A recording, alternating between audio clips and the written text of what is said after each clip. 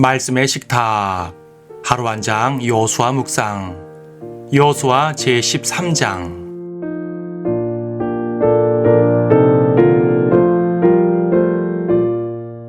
13장 33절을 보겠습니다. 그러나 레위 지파에게는 모세가 유업을 주지 아니하였더라. 이스라엘의 주 하나님께서 그들의 유업이 되셨으니 주께서 그들에게 말씀하신 대로더라. 13장부터는 땅을 분배하는 장면입니다. 본격적으로는 14장부터고 13장은 요단 동편 지역들에 대한 유업을 확정짓는 모습입니다.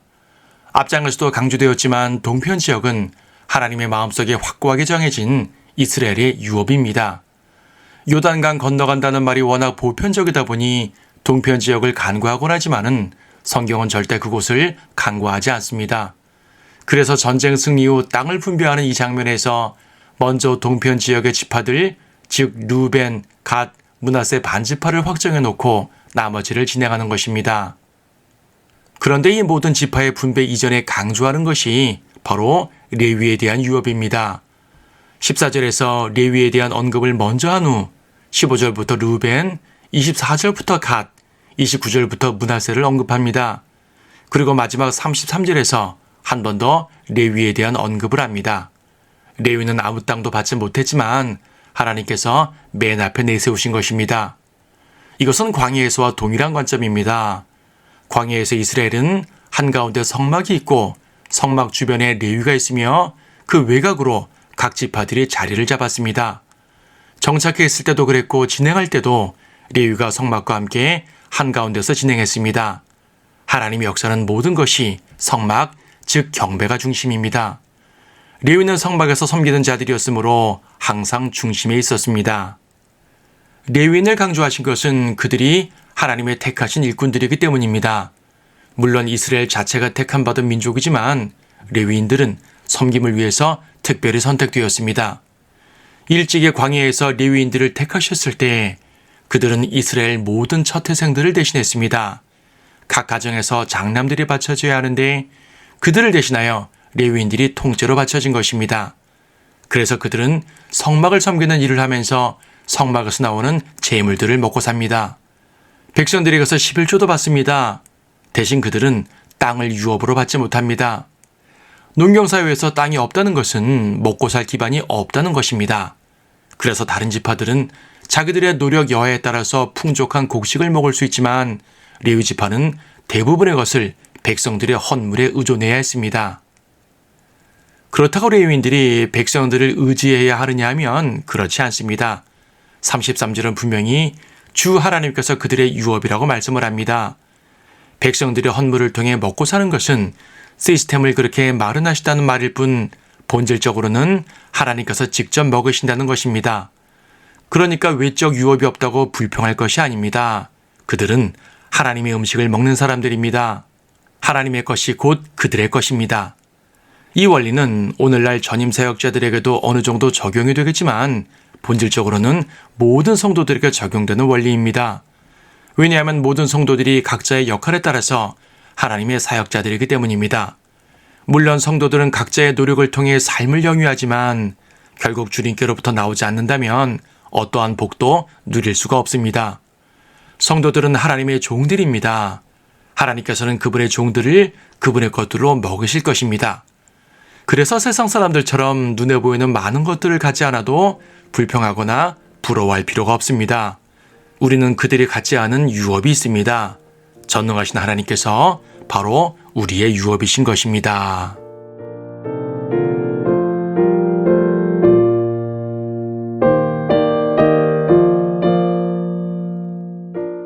여호수아 13장. 그때 여호수아가 나이가 많아 늙으니 주께서 그에게 말씀하시기를 너는 나이가 많고 늙었으나 아직도 차지할 많은 땅이 남아있도다.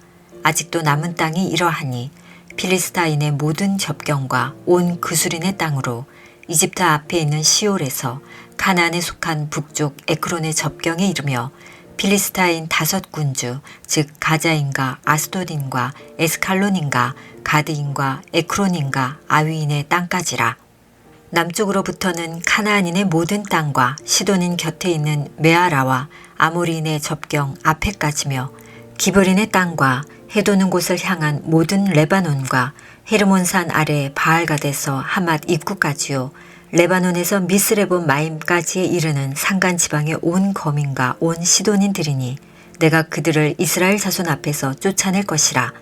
너는 내가 너에게 명한 대로 그 땅을 얼마씩 분할하여 이스라엘에게만 유업으로 줄지니라. 그러므로 이제 이 땅을 9지파와 므낫세 반 지파에게 유업으로 나누라 하시니라.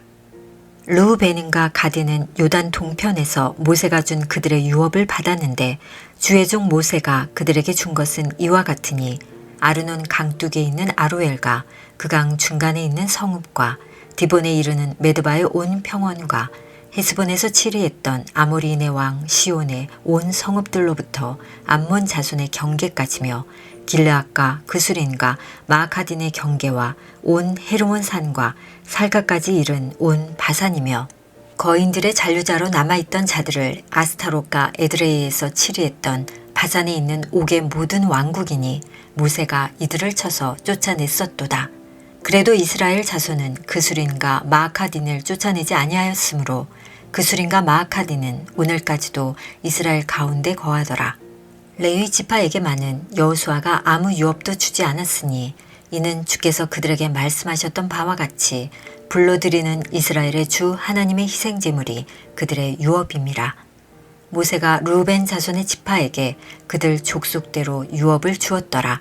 그들의 지경은 아르논 강둑에 있는 아로엘에서 강의 중간에 있는 성읍과 메드바 곁에 온 평원과 헤스본과 평원에 있는 그 모든 성읍들, 즉 디본과 바모바알과 벳바알 무온과 야하사와 크데목과 메파앗과 키랴다임과 신마와 골짜기의 산지에 있는 사렛사알과 베프올과 아스도 피스가와 벤여시목과 평원의 모든 성읍들과 아모리인의 왕 시온의 모든 왕국이니 그가 헤스본에서 다스렸던 곳으로 모세가 그와 그 땅에 거하는 시온의 귀족들이었던 미디안의 고관들과 에유와 레켐과 수루와 훌과 레바를 쳤더라. 부올의 아들 점쟁이 발라암도 이스라엘 자손에 의하여 죽임당한 자들 가운데서 죽임을 당하였더라. 루벤 자손의 경계는 요단과 그 경계라. 이것이 루벤 자손이 그들 족속에 따라 받은 유업이니 그 성읍들과 그 촌락들이라.